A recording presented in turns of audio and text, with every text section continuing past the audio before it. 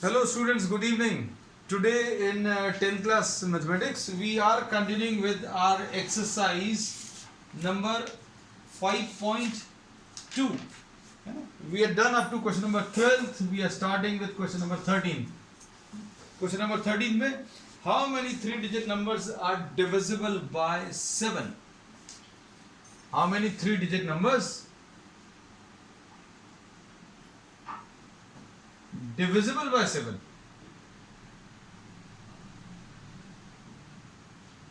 है ना। तो 3-digit नंबर्स बच्चों स्टार्ट होते हैं 100 से और आखिरी 3-digit नंबर 999 है ना। 3-digit पहला जो नंबर रहेगा वो 100 रहेगा और आखिरी 3-digit नंबर जो है 999 रहेगा है ना। लेकिन डिविजिबल बाय 7 चाहिए है ना। तो डिविजिबल बाय 7 में अगर आप देखो तो 7 1 जा 7, 3 बचेगा, 7 4 जा 28, 2 बचेगा है ना। तो 2 रिमाइंडर आ रहा है ना। तो 2 अगर आप सब्ट्रैक्ट कर दोगे तो 98 डिविजिबल बाय 7 आ जाएगा। लेकिन हमें 2-digit नंबर नहीं चाहिए, आप इसमें 7 और ऐड कर लो। This is how we calculate the first term. कई बच्चों को दिक्कत जाती है, कैसा करना है अभी हम रिपीट कर दें। 100 को आप 7 से डिवाइड करो और 7 से डिवाइड करने पर हम लोग बोलेंगे 7 1 जा 7 आएगा बच्चों, 7 1 जा 7, 3 बचा 30, 7 4 जा 28, मतलब 2 रिमाइंडर बचा। मतलब 100 को 7 से डिवाइड कर 2 रिमाइंडर आया, वो 2 आप हटा दो। 2 आप हटाओगे तो 98 will be divisible by 7। 98 divisible by 7 आ गया, क्योंकि 100 को अगर आप 7 से डिवाइड कर रहे हो तो रिमाइंडर 2 बच रहा है, तो वो रिमाइंडर अलग कर दीजिए। 100 में से 2 रिमाइंडर अलग कर दो तो 98 डिविजिबल बाय 7 आ गया। लेकिन हमें 3-digit नंबर चाहिए, 3-digit नंबर चाहिए, तो आप इसमें 7 ऐड कर दो तो पहला 3-digit नंबर 105 आ गया जो 7 से डिविजिबल है। अब इसमें 7 ऐड करते जाओ, 112 एंड सो ऑन। आखिरी नंबर कैसे मिलेगा? अब इसमें देखो 7 से अगर आप डिवाइड करोगे तो कितना आएगा? 7 1 जा 7, 999, 7 1 जा 7, 2, 7 4 जा 28, 1, 7 2 जा 14, 5 बचेगा है ना। तो 5 इज द रिमाइंडर। 999 को 7 से डिवाइड करो तो 5 रिमाइंडर बच रहा है, मतलब ये 5 रिमाइंडर आप अलग कर दो इसमें से। अगर आपने 999 को 7 से डिवाइड किया तो reminder is 5, so remove this reminder. 995 will be the last number. This is how we write down the 3-digit numbers. अभी हम फिर से रिपीट कर लें। 7 1 जा 7, आज 999 में से 5 माइनस करेंगे तो 994 आएगा बच्चों है ना। 999, क्योंकि रिमाइंडर तो अभी हम सही बोल रहे थे लेकिन हमने 1000 में से माइनस कर दिया। 999 में से 5 माइनस कर दो। हम रिपीट कर दे, 999 को 7 से डिवाइड किया तो रिमाइंडर 5 आता है, तो रिमाइंडर 5 माइनस कर दो। So this is the last number. So this is how we write down. Many students face problems. कई बच्चों को दिक्कत जाती है कि पहला टर्म कैसे लिखें, आखिरी टर्म कैसे लिखें। बता दिया। 3-digit नंबर्स तो लिख लो, सबसे छोटा 100 है, सबसे बड़ा 3-digit नंबर 999 है। 7 से डिवाइड करो, आप इसके स्टेप्स लिख लेना। 7 से डिवाइड किया, रिमाइंडर 2 आया, रिमाइंडर 2 माइनस किया, रिमाइंडर माइनस करना है। अब रिमाइंडर माइनस करेंगे तो ये 2-digit नंबर बन गया 98, लेकिन हमें 3-digit नंबर चाहिए तो 7 ऐड कर दो तो ये पहला 3-digit नंबर है। फिर अगला 3-digit नंबर 112, 7 ऐड करते जाओ and the last one is this 994। अब इसमें क्या करोगे? फॉर्मूला अब लग जाएगा। an is equal to a। इसकी एक ट्रिक भी डिस्कस करेंगे बच्चों आज है ना, तो देखना। an will be equal to a plus n minus 1 into d। nth term कितना है बच्चों? 994 is equal to 105 plus n minus 1 into d। d कितना है? d इसका 7 है। लास्ट टर्म 994, पहला term 105 plus n minus 1 into d। अब इसके बाद क्या आ जाएगा? देखो ध्यान से, 994 minus 105 is equal to n minus 1 into 7, ऐसा कुछ आएगा। अब 994 माइनस 105 जो है कितना आ जाएगा? आप 5 माइनस करो तो 989 आ गया, फिर 100 माइनस कर दो 889। 889 is equal to n minus 1 into 7 अब 7 1 जा 7, 2 889 ही आएगा ना बच्चों, 880 7 1 जा 7, 1 बचेगा, 7 2 जा 14, 4 बचेगा 127, तो n will be equal to 127 plus 1 यानी 128. तो there are how many terms? There are 128 3-digit numbers which are exactly divisible by 7. समय लग गया इसको कैलकुलेशंस में, है ना. तो पहले सीरीज लिखना, फिर n टर्म का फॉर्मूला लगाना, फिर n को सॉल्व करना. अब हमारा मेथड देखो, ट्रिक, क्योंकि आजकल जो पेपर्स चल रहे हैं उसके हिसाब से you should know how to calculate the answer in seconds, है ना. अब कुछ सेकंड्स में अगर आंसर निकालना है तो 100 डिवाइडेड बाय 7 कर लो. सबसे पहले तो ये चीज समझो कि 3 डिजिट नंबर चाहिए, तो पहला 3 डिजिट नंबर 100, आखिरी 3 डिजिट नंबर 999. ठीक. अब इसमें सीरीज नहीं लिखेंगे अभी हम लोग, देखना कैसे निकालेंगे. 7 से डिवाइड करो, 7 1 जा 7, 3 7 4 जा 28, ये क्वोशंट आ गया, है ना. रिमाइंडर बच्चों कितना आएगा, रिमाइंडर इज 2. तो रिमाइंडर का कोई काम नहीं है, don't write down the reminder, सिर्फ समझाने के लिए लिखा है. अब इसको 7 से डिवाइड कर दो, इसका आंसर कितना आएगा, 7 1 जा 7, 2 7 4 जा 28, 1 बचेगा, और 7 2 जा 14. रिमाइंडर फिर से क्वोशंट इसका 142 आया, रिमाइंडर कितना 5 आया, लेकिन हमें रिमाइंडर से कोई मतलब नहीं. 100 को 7 से डिवाइड करो, जो पूरा नंबर आंसर में आएगा वो लिख लो. 999 को 7 से डिवाइड करो, क्वोशंट जो आएगा, leave aside what, the reminder, उसका कोई काम नहीं. इन दोनों को माइनस कर लो, आंसर आ जाएगा 142 minus 14. No need of writing down what the series, है. तो ये शॉर्ट ट्रिक है, इस पर बेस्ड पूरा एक वीडियो है यूट्यूब पर, उसको जरूर देखना बच्चों. अब नेक्स्ट इसके बाद there are many problems related to arithmetic progression. अब how many multiples of 4 lie between 10 and 250? How many multiples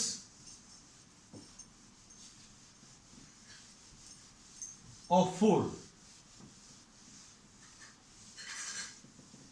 lie between 10 and 250? Question number 14 में 10 and 250 के बीच में. इसका आंसर ट्रिक से पहले निकाल लेना. 4 से डिवाइड कर लो. 4 digit number, sorry multiples of 4 चाहिए, मतलब ऐसे नंबर चाहिए जो डिविजिबल बाय 4 है. तो अब हम लोग इसको अगर लिखें तो ये कितना आ जाएगा, 4 2 जा 8, रिमाइंडर से कोई मतलब नहीं है. 4 6 जा 24, 1 बचेगा, 4 2 जा 8, ये आ गया. रिमाइंडर क्या है, उससे कोई मतलब नहीं है. इन दोनों को माइनस करो, कितना आ जाएगा, 60 is the answer. So there will be 60 numbers. अब इसको सॉल्व करके देखते हैं, देखना आप ध्यान से. देखो पूरा मेथड भी अभी हम लोग लेंगे, क्योंकि वही लेना है बच्चों, है ना. 10 और 250 के बीच में. अब इसमें अभी हम लोग ये बोलते हैं कि पहला जो नंबर है जो 4 से डिविजिबल है वो 12 है, अगला 16 है. आपको 10 और 250 के बीच के नंबर चाहिए. अब इसमें आखिरी नंबर कितना आएगा बताओ बच्चों, 4 से डिवाइड करने पर. 4 6 जा 24, 1 4 2 जा 8, रिमाइंडर 2 बचेगा, है ना. तो रिमाइंडर 2 बचेगा, मतलब आखिरी नंबर 248. बस. अब इसके बाद क्या करो, an is equal to a plus n minus 1 into d. nth term 248 is equal to a 12 plus n minus 1 into d. कितना बेटा, कॉमन डिफरेंस इज 4, है ना. तो कितना आ जाएगा, 248 minus 12 is equal to n minus 1 into 4. कितना आ जाएगा ये, 236 is equal to n minus 1 into 4. तो n minus 1 is equal to 236 divided by 4. 4 5 are 20. तो n की वैल्यू बच्चों 59 प्लस 1 60 है ना. अपन ने इतने सारे कैलकुलेशंस करके आंसर निकाला और ट्रिक से हार्डली इन 2 सेकेंड्स। कैसे करना है ट्रिक याद है? 4 से डिवाइड कर लो दोनों नंबर्स को। 4 2 8, यहां पर 2 आएगा, 4 6 24, 1 बचेगा, 4 2 अब इन दोनों को माइनस कर दो, 60 इज द आंसर। ठीक, चलो अब नेक्स्ट क्वेश्चन, क्वेश्चन नंबर 15 देखो बच्चों। क्वेश्चन नंबर 15 में क्या आएगा?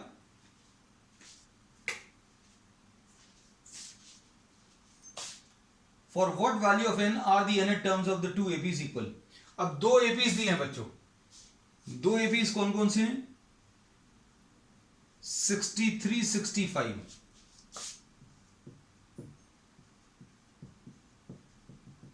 और दूसरी सीरीज क्या है? 3 10 17। इसका nth टर्म कैसे मिलेगा? a plus n minus 1 into D. D कितना है बच्चों? 2 है। इसका nth टर्म क्या आएगा? यह आ जाएगा a plus n minus 1 into D. D की वैल्यू बच्चों 7 है। अब ये दोनों को आप इक्वेट कर दो, 63 plus n minus 1 into 2 is equal to 3 plus n minus 1 into 7। अब इसमें कितना आ जाएगा? 63 माइनस 3,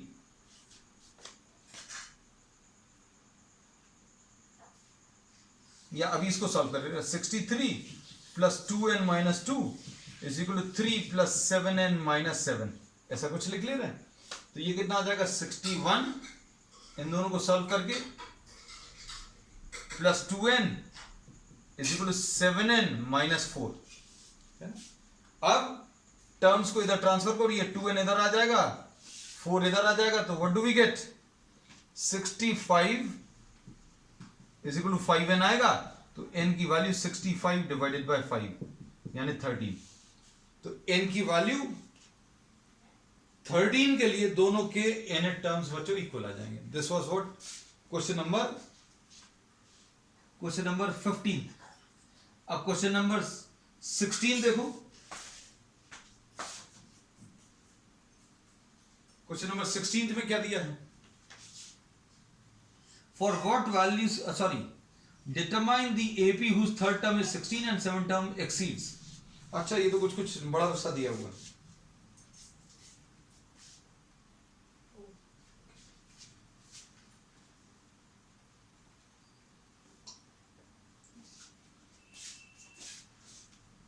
देखो question number 16,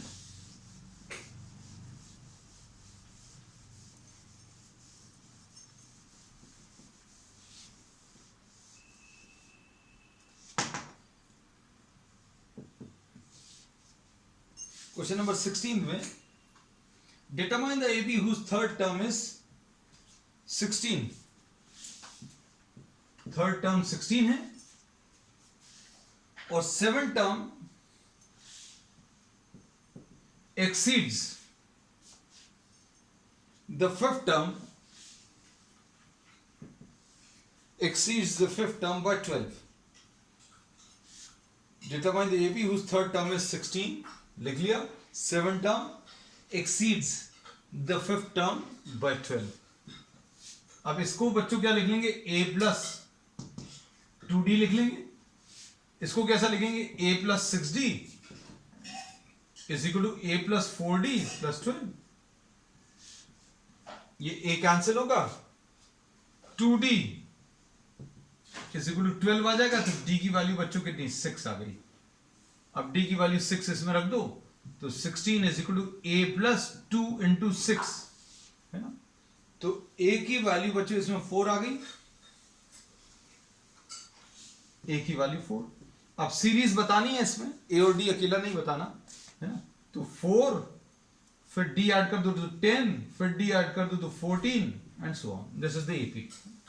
so this was question number 16।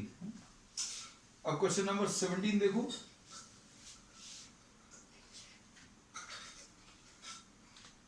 Question number 17 में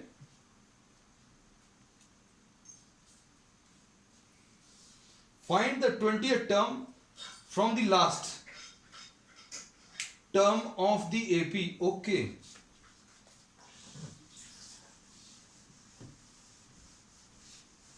देखो अब लास्ट टर्म से अगर अभी हम लोग को बताना है तो ये भी एक तरीका है।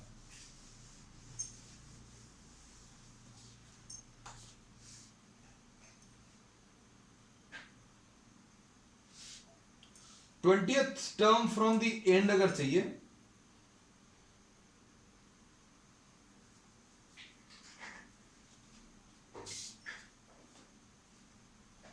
तो एक तरीका तो सिंपल सा ये है कि कौन सा क्वेश्चन है, क्वेश्चन नंबर 17,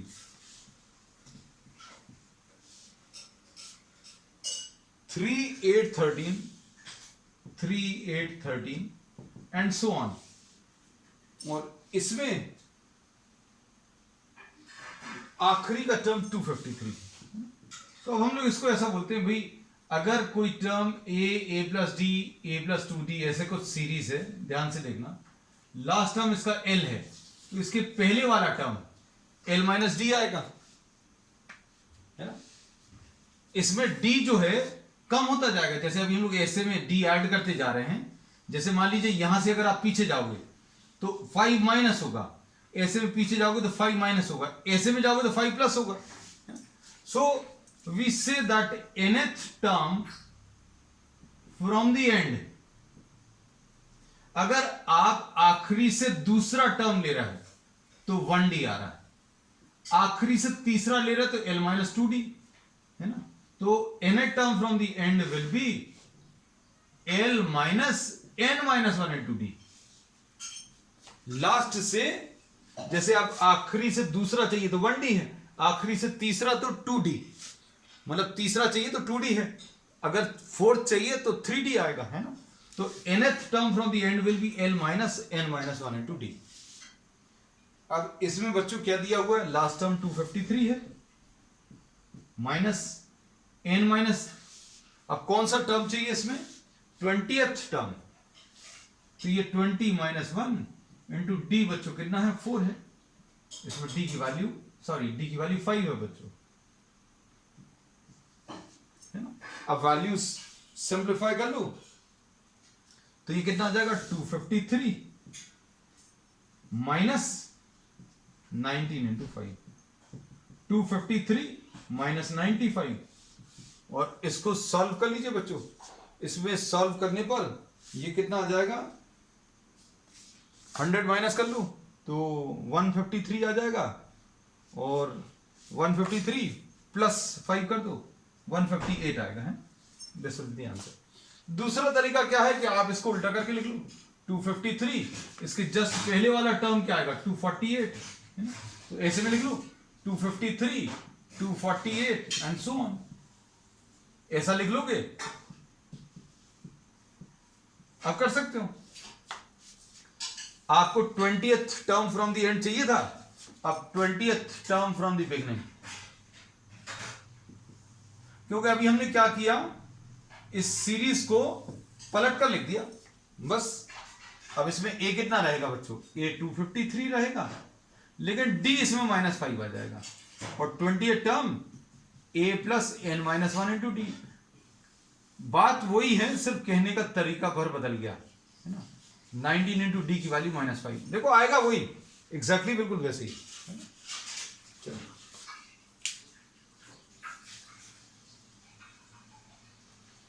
अब इसमें कैसा दिया है, the sum of fourth and eight term is 24। Question number 17 में देखना, 18 में सॉरी,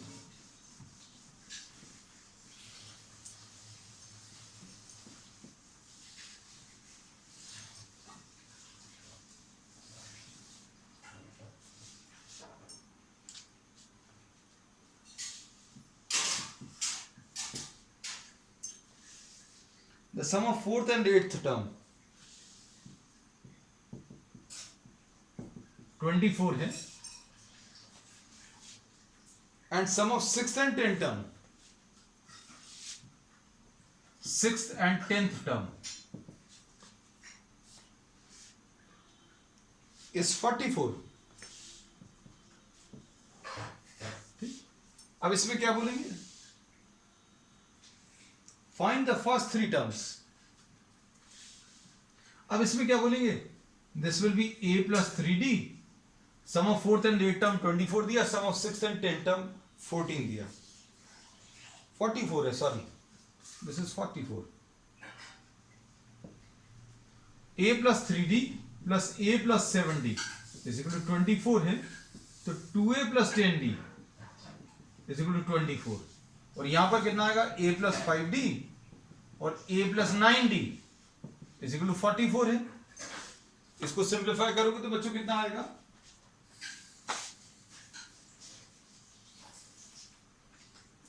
सॉल्व करने पर 2a plus 14d is equal to 44,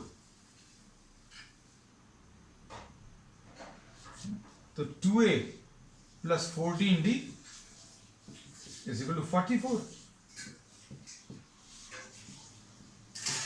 minus 4d is equal to minus 20,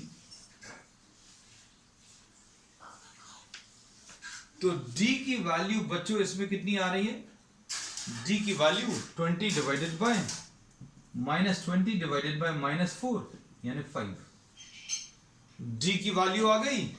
और क्या चाहिए बच्चों इसमें, अच्छा फर्स्ट थ्री टर्म चाहिए, तो मतलब a चाहिए पड़ेगा, है ना, तो ये माइनस माइनस तो कैंसिल हो गया। अब d की वैल्यू निकालने के लिए आप इसमें वैल्यू रख दो, 2a plus 10 into 5 is equal to 24, 2a is equal to 24 minus 50, तो 2a is equal to minus 26,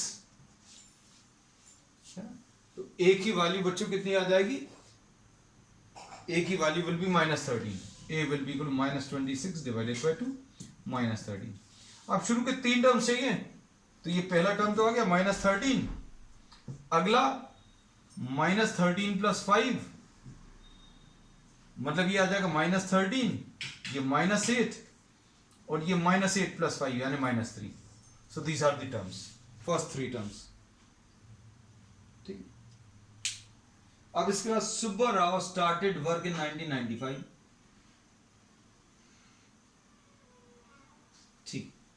अब इसमें देखो क्वेश्चन नंबर 19 में स्टार्टिंग की सैलरी इज गिवन,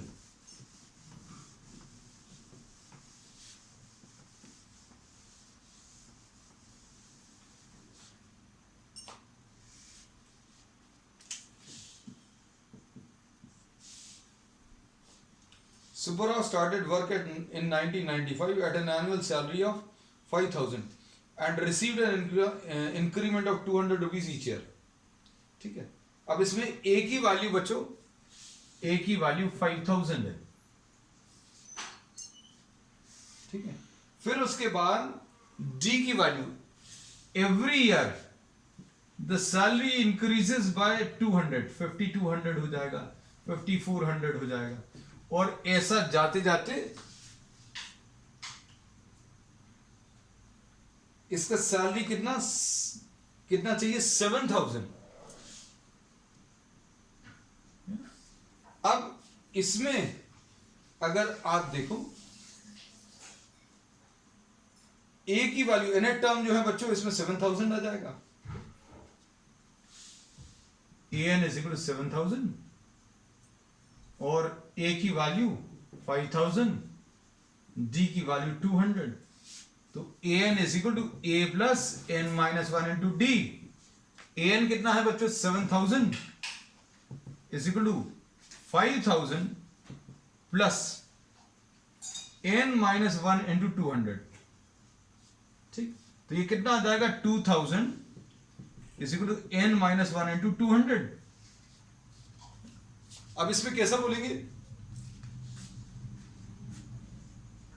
ये 10 टाइम्स कैंसिल होगा, n की value will be 10 plus 1 which will be 11, ठीक। So this was what the 9 in which year did his income becomes, अब ये 1995 में स्टार्ट किया था, है ना, ये ऐसा इन्होंने बोला। अब 11 साल बाद आफ्टर 11 ईयर्स, मतलब 1995 plus 11 in 2006 the salary becomes 7,000. ठीक. Next, last question.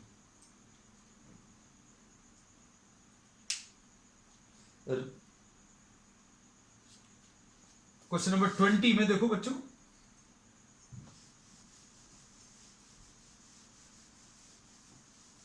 Question number 20 में क्या दिया है?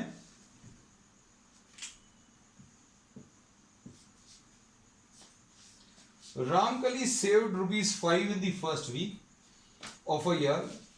और ये तो बहुत कम है, चलो खैर, ए की वैल्यू ₹5 दिया है first week, and this increased every week by 1.75. तो डी की वैल्यू बच्चों 1.75 है ना, ऐसा कुछ दिया हुआ है. और किस वीक में इन ए टर्म 20.75 हो जाएगा, ये बताना है ना. तो एन की वैल्यू आपको बतानी है. In which week the saving becomes 20.75. तो अब इसको कैसे करेंगे? an is equal to a plus n minus 1 into d है. ये 20.75 है, a की वैल्यू 5 है, plus n minus 1 into d की वैल्यू 1.75 है बच्चों. तो n माइनस 1 अगर निकालना तो ये 15.75, इसको इधर ले आए है ना, कोई दिक्कत तो नहीं है. चलो लिख दे रहे 20.75 minus 5 is equal to n minus 1 into 1.75 है ना. तो 15.75 divided by 1.75 is equal to n minus 1 है ना. अब इसमें डेसिमल्स रिमूव करके सारे टर्म्स को कैंसिल करके अगर आप देखो तो ये तो रिमूव हो जाएगा. 25 7 टाइम्स 25 6 टाइम्स 150. ठीक. तो n की वैल्यू बच्चों इसमें कितनी? n will be equal to 9 plus 1 which will be 10. चलो, so this finishes exercise 5.2 and we will be starting the next exercise on the next term. That's all for today.